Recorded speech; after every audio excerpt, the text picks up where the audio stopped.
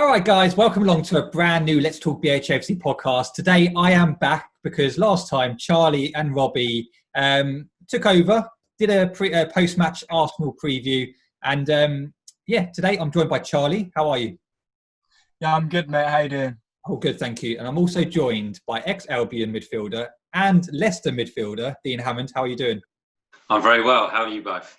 Good. Thank you for coming on. It's also very good because you're part of our brand now, Dean Hammond Fitness. How's that going?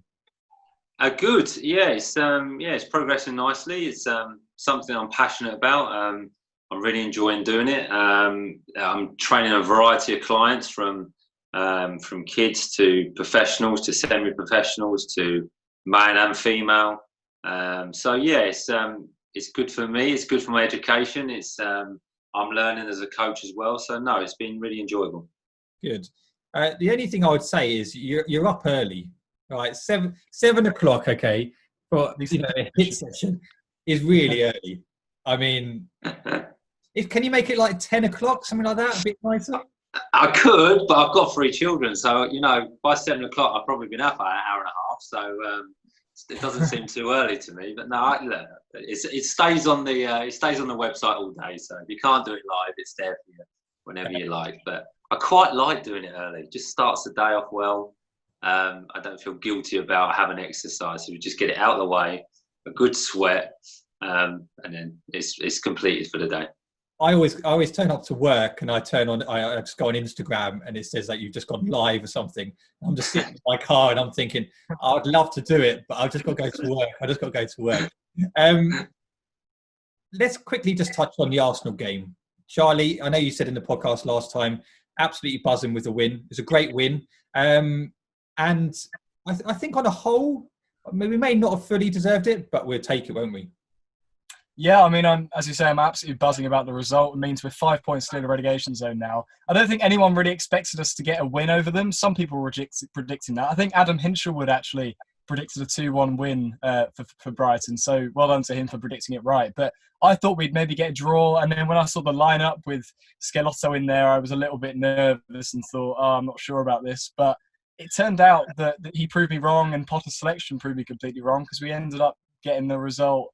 And I do think we deserved it. You say maybe we didn't deserve it, but to be honest, we kept on hanging in there throughout the game. We defended well. We did look a little bit shaky at times, but I think you would be after so long out. And I think we played really well and we deserved the win in the end. Yeah.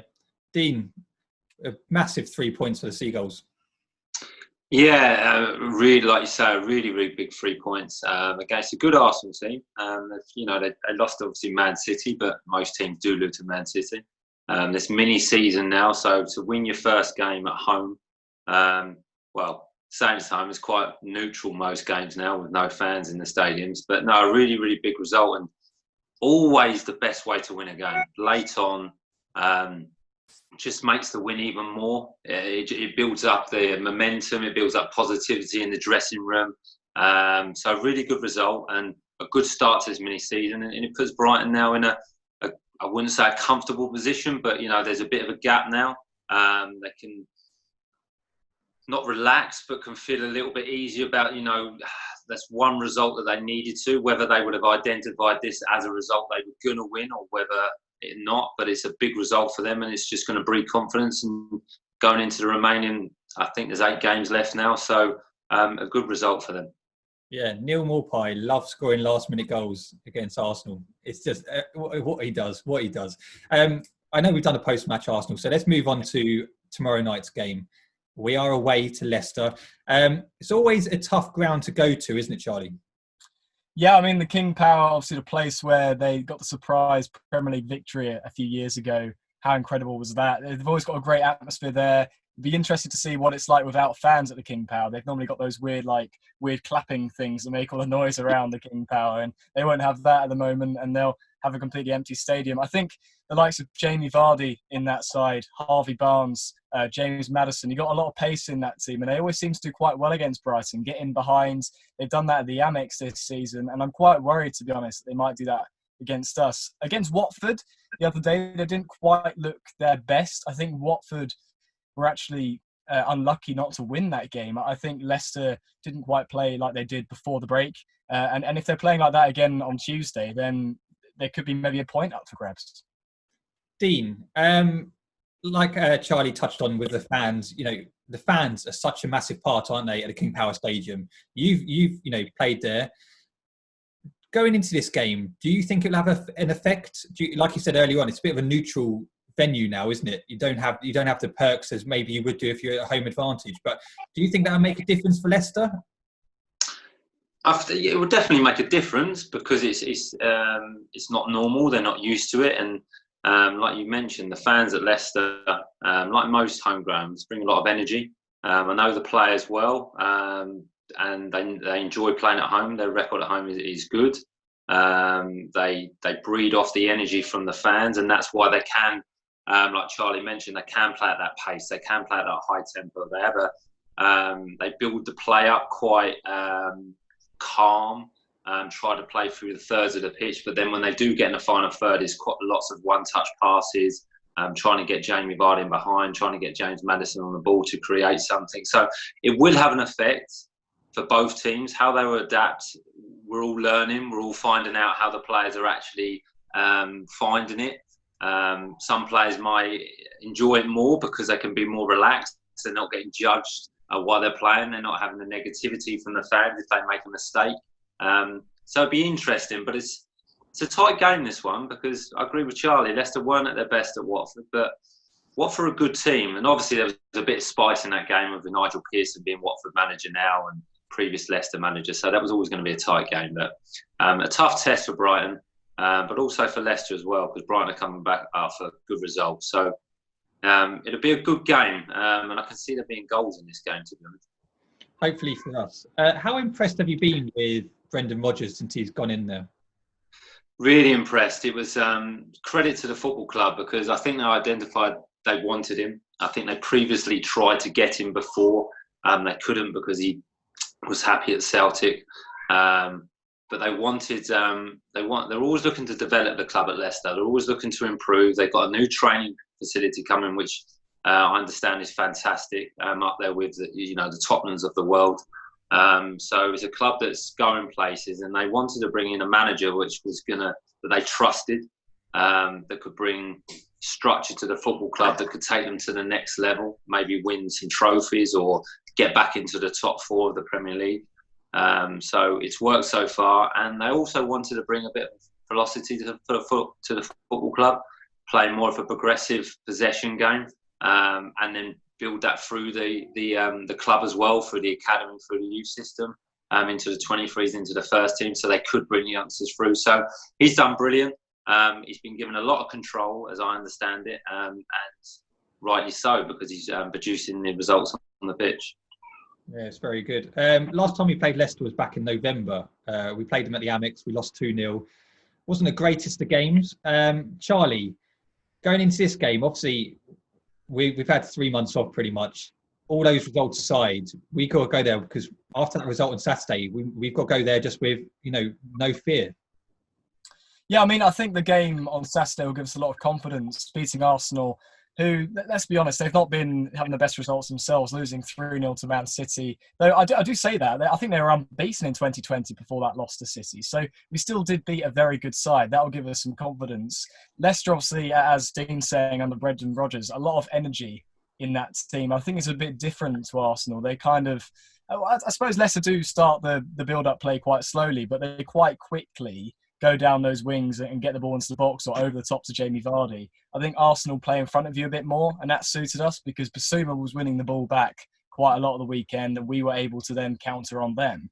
I'm not sure if it's going to be like that against Leicester. I think players like Ndidi in the middle as well be breaking up the play. It'll probably be quite frustrating for us to try and build up our own attacks because you know what we like to do. We like to pass the ball around and build our attacks from the back. And I'm not sure if we're going to be able to do that very well with the likes of Ndidi in there. And when you've got Jamie Vardy and James Maddison obviously a fantastic playmaker, loves an outside the boot pass, as I saw at the weekend. I think every single pass he did was outside of the boot.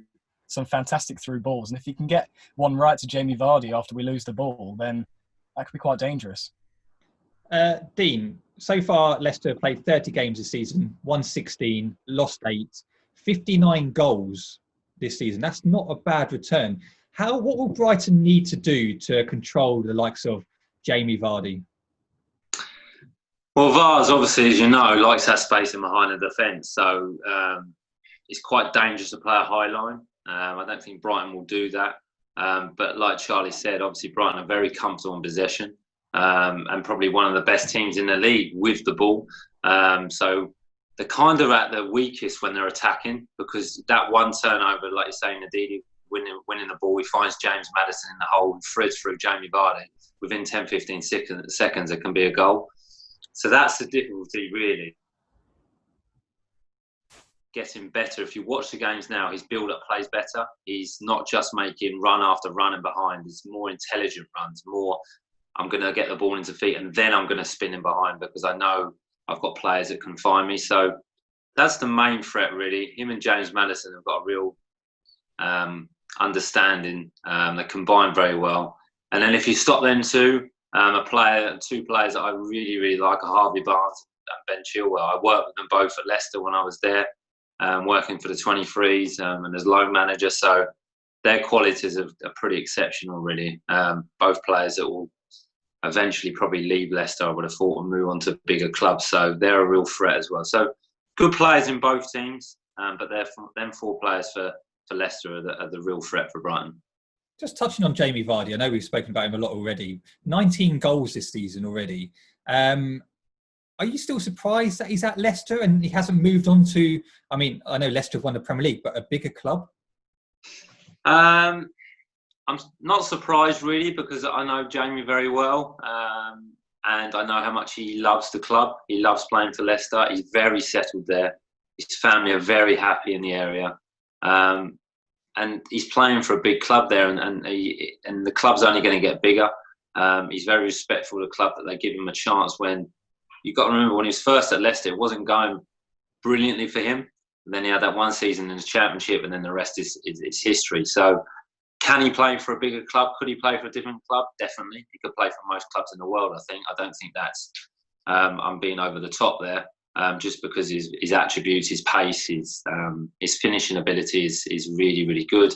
But I'm not surprised he's still at Leicester, because I know how much he loves and respects the club. So he could play at a different club, but he's very happy.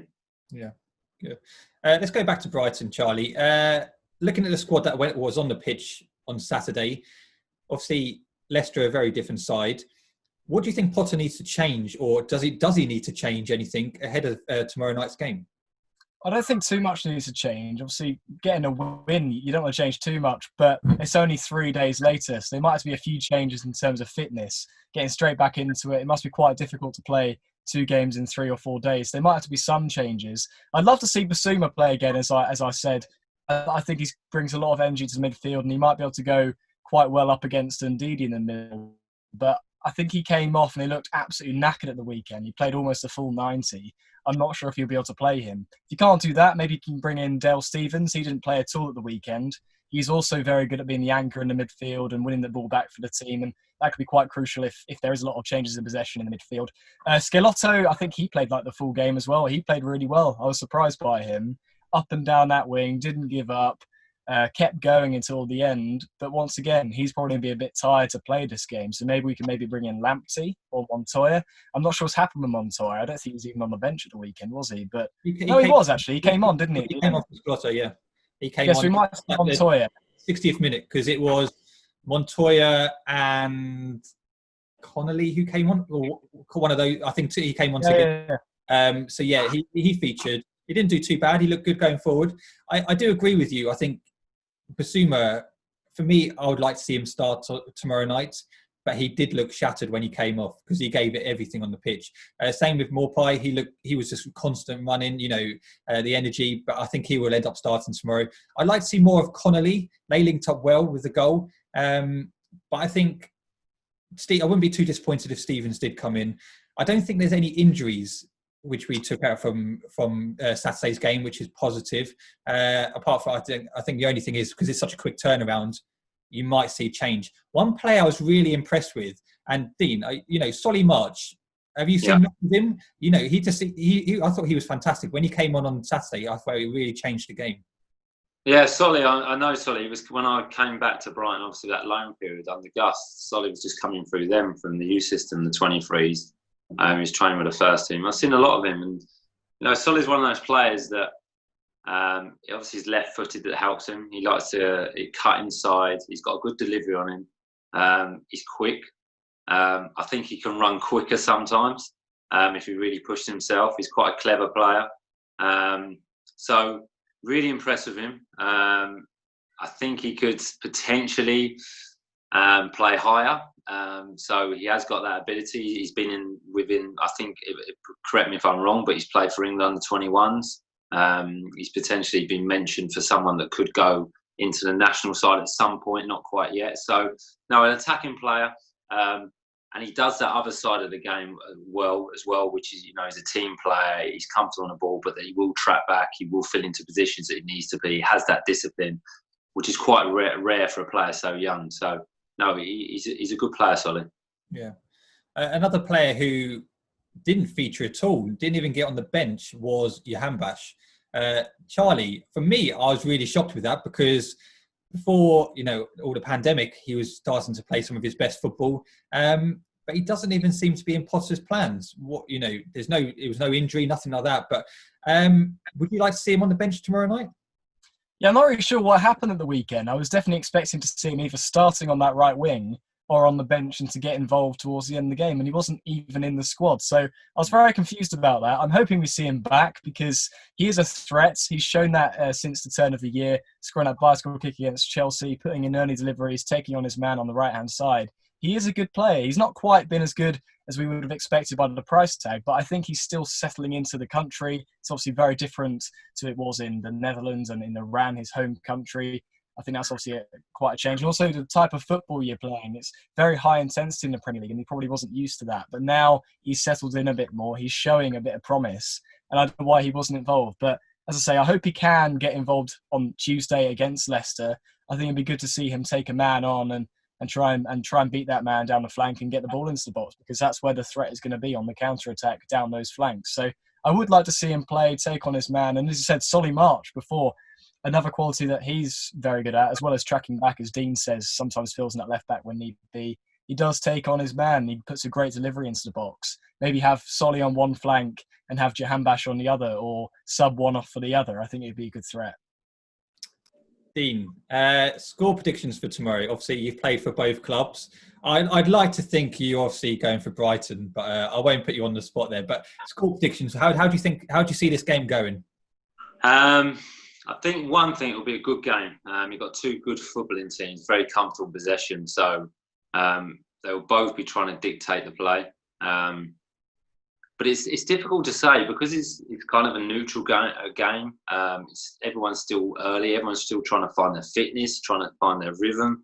I think it'll be a draw, to be honest. I think it could be a 1-1, 2-2, something like that. So I think there'll be goals. I think there will be goals because one thing you do get, fine pre-season, this is kind of like a pre-season, when players are not at their full sharpness or full fitness, is the fact that there will be mistakes. People make mistakes.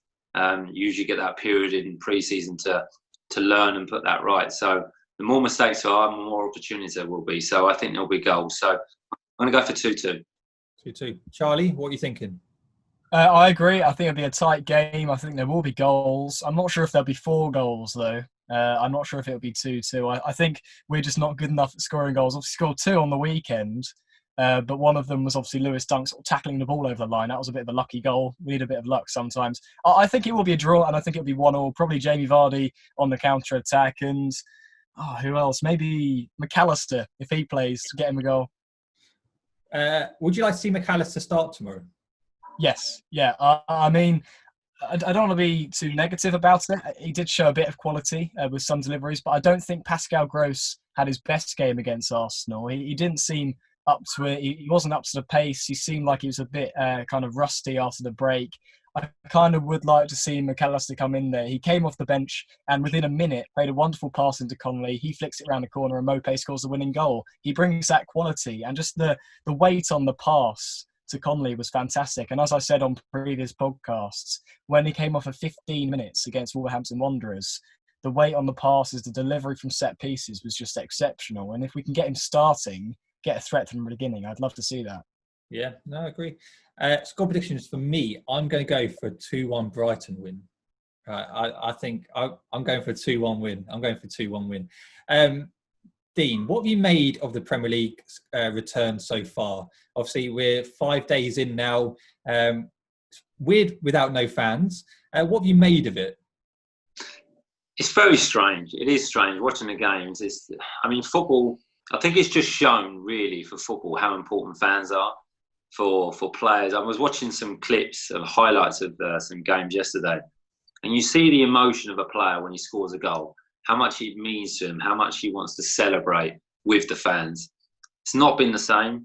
And I've watched games, players are scoring goals. Obviously, they're happy and they're celebrating, but it's just not quite the same atmosphere, not quite the same intensity. So it's been different. But obviously, everyone's house comes first. Completely understand that. But within football, the sooner the better the fans get back within the stadium. We can build that atmosphere up again. That's why it makes it the best league in the world, the best sport in the world, I believe, football, because of that affection between the players and the fans. So it's been different. I think the games have been a little bit slower. Like I say, there's been a few unforced errors and mistakes that probably generally wouldn't have happened, just down to players' fitness and sharpness and finding their positional sense again. But I think it's been pretty good. I think you have to give the Premier League and the clubs credit, because the players are up to a standard where they're fit enough to get through games, and still the games are still of a very high quality. So it's been different. It's not been quite as an enjoyable watch, I must admit, but it's really, really good for it to be back. Charlie, final question. Fan noise on or fan noise off? I was just thinking that. I started with it off because I just found it so bizarre seeing empty stands and having the crowd noise. But then I tried it with, and although it's very strange, once you get used to it, it feels semi-normal. So I've definitely gone with the crowd noise. It makes it feel, obviously, a lot more atmospheric, and it just feels more normal, more like football. Dean, sound off or on? I always have sound on, I must admit, just to try and have that little bit of that atmosphere. Like Charlie said, I know it doesn't quite kind of run with the game. There's a few noises that make you think, well, okay, why is that happening now, or sort of thing, or a few cheers and you think, well, that's a bit strange. But yeah, sound on. Good. Right, we're going to end the podcast there. I think that's a good preview of tomorrow night's game. Hopefully Brighton can get a win, because I think tomorrow, if we get a win against Leicester, that's really big for us, because we have some really big teams coming up. Hopefully it's a better game than what we watched last night between Liverpool and Everton, because, oh my God, that was boring. I don't know if you guys watched it, but it was dire. It was dire. Obviously, if Brighton win, Dean, you're going to love it, because you obviously prefer Brighton over Leicester. We've got that already. But Dean, honestly, thank you so much for joining us today. Keep up the good work with Dean Hammond Fitness. Guys, you can check him out in the link description below. We've got some work we're going to be doing together soon anyway. So we'll get some more content for Dean Hammond Fitness coming soon. But Charlie, thank you very much for joining me. No worries, mate. I'm going for a 2-1 win. I'm confident we're going to get a win tomorrow. I'm so, after Saturday I was buzzing. I'm so confident we're going to get a win. Connolly's going to get a goal this time, okay? And Neil Morpie. There you go. That's my prediction and my goals. Guys, thank you very much for joining me. Remember, you can listen to us on Spotify and iTunes. Just check us out. Let's Talk BHAFC. We are a 5-star podcast, so leave a rating. We really appreciate it.